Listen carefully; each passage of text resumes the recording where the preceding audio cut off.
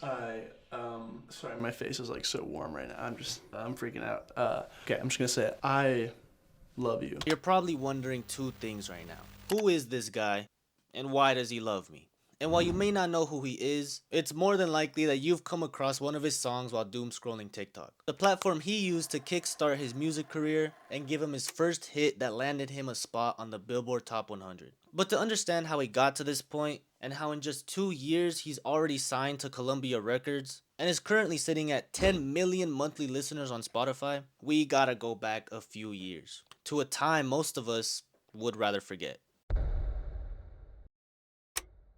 Fast-breaking developments in the coronavirus emergency in the U.S. and around the world. Concerns about the deadly coronavirus officially hitting the U.S. Here's the what we World know. Health Organization has declared the coronavirus outbreak a pandemic. 2020 was a weird year. Quarantine, social distancing, the mask mandate. Nearly every school in the country had shut down and made the switch from in-person teaching to online courses. Life was reduced to repetitive, mundane routines, and the feeling of isolation had quickly begun to set in for many kids in the US. However, what most people considered the end of the world, one sophomore in high school saw it as the beginning of his. Malcolm Todd, raised in Santa Monica, California, is one of 4 siblings, and from the beginning he grew up surrounded by creatives. Malcolm's dad, Tim Hobart, is a scriptwriter who has worked on some pretty popular shows like The Middle and Community. And Malcolm's older sister, Audrey Hobart, similarly pursued a career in music. All 6 of us under the same roof. There's always someone banging on the piano, and then in the next room over, someone was blasting like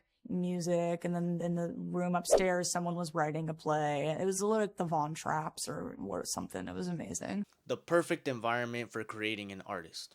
So when the quarantine hit and he had nothing but free time, Malcolm saw it as an opportunity to pick up the guitar and teach himself how to play by watching YouTube videos. Sophomore year marked the first instance of him making music and started off the way most new artists do. When COVID hit, I was a sophomore, and then I was like, yeah, pick up the guitar. Like, no, I mean, one of a million people who was like, YouTube, here I come, I'm gonna be a, and it just worked out for me. Junior year was for experimentation. In junior year, I was like, garage band. Made some crappy songs. Which continued on into his senior year, where he started playing small gigs at parties, which eventually led to the creation of his first EP, Demos Before Prom. This first project wasn't anything groundbreaking, but laid the foundation for what he wanted his music to be and sound like. It also inspired his decision to not go to college and instead pursue music full time. A decision that would change his life forever. But having good music isn't always enough. It also almost entirely depends on how you market your music as well as how you market yourself. And Malcolm Todd understood that in order to get his music heard, he was going to have to find a way to market it. And like most new artists nowadays, the app he decided to promote his music on was TikTok. Now, ironically, Malcolm was initially anti-TikTok, but seeing as over the last few years, TikTok has played a major role in driving music forward, as well as bringing about new artists, he decided it was in his best interest to start posting his music on there. Now you may ask, what expert strategy did he use to get people interested? What did he do differently that got him noticed? I'll tell you how. He pretended his songs were Steve Lacy leaks. This ended up working out for him because his earlier work was very reminiscent of Steve Lacy's older music, which sort of inadvertently led to him being nicknamed White Boy Steve Lacy. Which usually isn't ideal for someone trying to build a name for themselves, but instead of being discouraged, he played into these criticisms and continued to promote his music anyways. On top of that, he would post his songs in a sort of meme format. This method obviously worked very well for him. The reason it worked so well was not just cause he would post these literally all the time, but because he'd focus on building a small fan base before all else. This allowed him to feel out the kind of audience he was attracting, therefore being able to cater to and understand them. Then once he got people to actually listen, he started presenting the music as his own, introducing the world for the first time to Malcolm Todd. He still has all those TikToks from back then posted, and they're pretty cool to look back at now knowing how far he's come. Using TikTok, he quickly started gaining a following and really blew up with the songs Art House and Roommates. And shortly after these songs went viral on TikTok, Malcolm was signed to Columbia Records in 2024. Followed by his mixtape Sweet Boy, my personal favorite project of his, on which he proved to everyone that he wasn't just another one-off TikTok artist, he was actually serious about his craft. But little did he know, one song in particular was about to skyrocket his career like never before.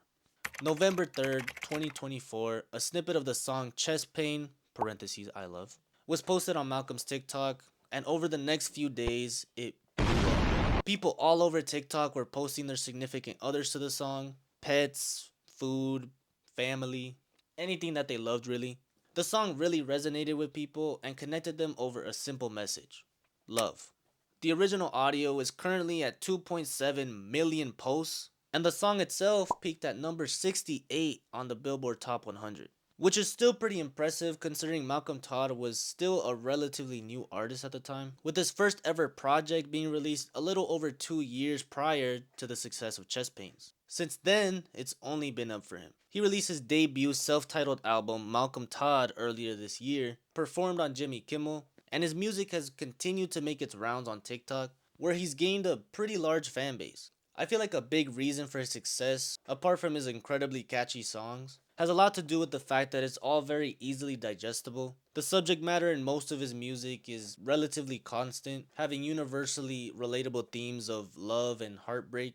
And he's not on any mysterious stuff either. It's just, this is me, and this is my music, which is how it should be. I think all that mysterious stuff is beyond played out. At this point, just be yourself. Being himself went a long way for Malcolm Todd, because his personality is definitely a part of his appeal. And I feel like him being around the same age as a lot of his listeners has helped people see themselves in him and in turn relate to the music more. He also doesn't have an extensive back catalog, so you won't have a hard time picking somewhere to start listening. Honestly, his whole career could be listened to in a sitting if you really wanted to, a major perk of him having blown up so quickly. There are hundreds of artists that come up on TikTok all the time, but not many have the staying power and usually only have one song go viral. But Malcolm Todd stood out among the usual TikTok artist stereotype by putting the music first and above all else, being himself. But anyways, what do you guys think of Malcolm Todd? Personally, I only just recently became a fan of his. I was already planning to start listening to him, but when he was announced in the lineup for Camp Flog Gnaw, that's when I was like, alright, time to give the toddler a listen. Are you guys going to Camp Flog Gnaw? Will you be catching the toddler live? And what is your favorite Malcolm Todd song? Let me know.